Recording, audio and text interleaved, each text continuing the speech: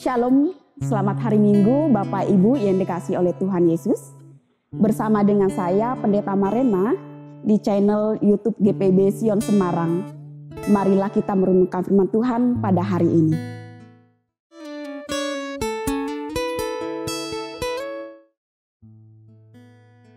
Pembacaan kita pada pagi hari ini terambil dari kitab Yoel pasal yang kedua ayat yang ke-28 sampai yang ke-29. Bapak Ibu, kalau kita ditanyakan, kita mau dalam keterpurukan atau kita dipulihkan? Tentunya kita semua mau menjawab bahwa kita mau dipulihkan dan tidak mau dalam keterpurukan.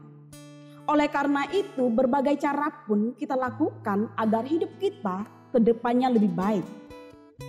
Tidak ada seorang pun yang diam diri dan mau hidupnya terus dalam keterpurukan.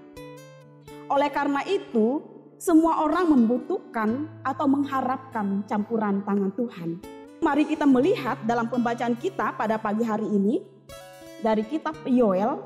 Yoel sendiri berarti Tuhan, yang artinya ketika Tuhan memanggil Yoel untuk memberitakan kabar kebenaran firman Tuhan, untuk menyerukan pertobatan kepada bangsa Israel. Karena pada saat itu Yoel menubuatkan bahwa hari Tuhan akan datang. Kalau kita membaca pada Yoel pasal yang pertama, hari Tuhan digambarkan bahwa belalang yang akan datang memakan habis. Belalang ini kalau cuma 1, 2, 3 bagi kita biasa aja. Tetapi kalau banyak, dalam jumlah yang begitu banyak sehingga pertanian tidak mendapatkan hasil dan kelaparan. Ini adalah ulah dari perbuatan dari bangsa Israel karena mereka tidak setia kepada Tuhan. Karena mereka menyimpang dari jalan Tuhan dan mereka mengikuti ilah-ilah lain. Sehingga Tuhan hendak menghukum bangsa Israel.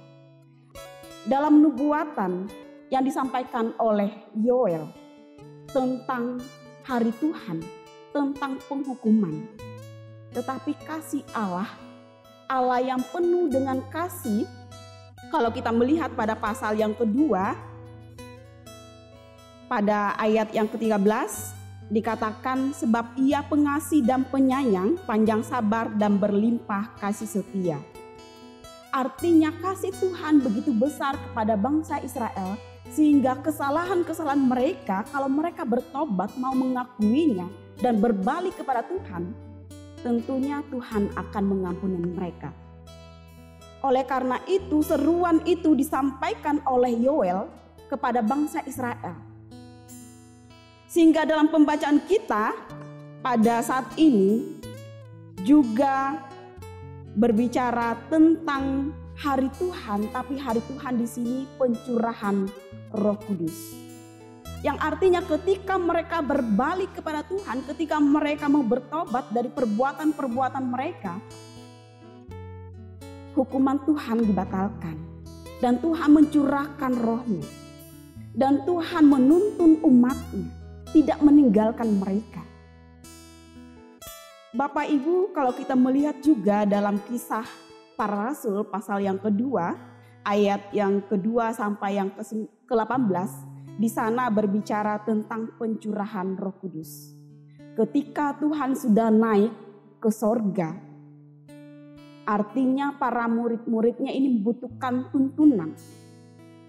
Membutuhkan orang yang menuntun mereka, mendampingi mereka, ketika Tuhan Yesus tidak lagi bersama-sama dengan mereka.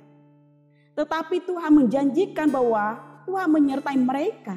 Sehingga Tuhan mencurahkan Roh Kudus yang mendampingi mereka, memampukan mereka untuk menyampaikan kebenaran firman Tuhan kepada seluruh dunia.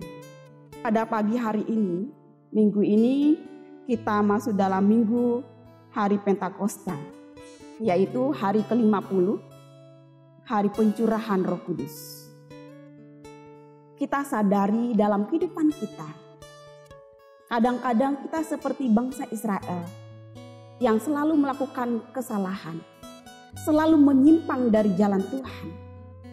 Firman Tuhan kepada bangsa Israel melalui Yoel, kita juga diingatkan.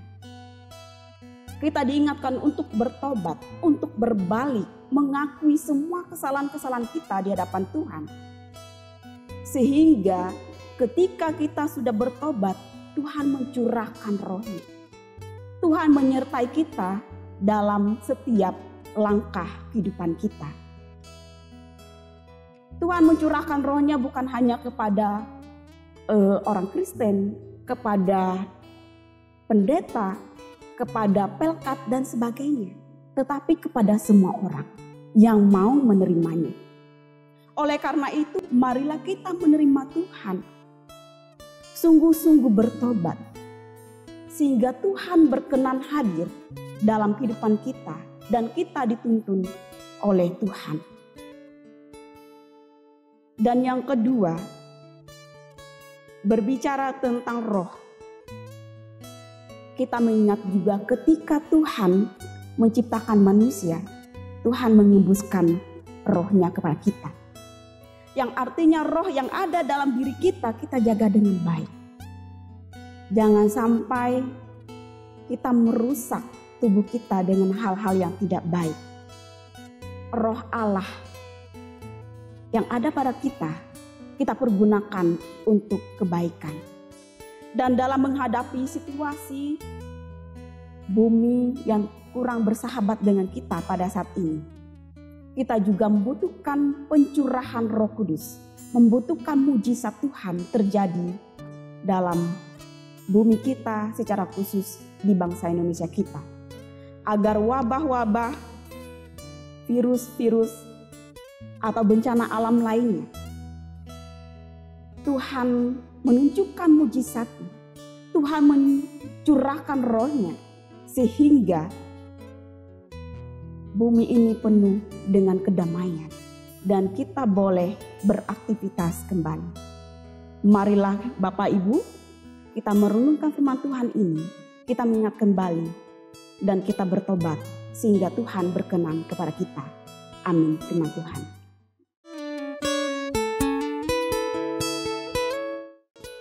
Terima kasih Bapak Ibu yang telah mengikuti renungan minggu di channel ini. Ingat, like, komen, dan subscribe. Tuhan Yesus memberkati.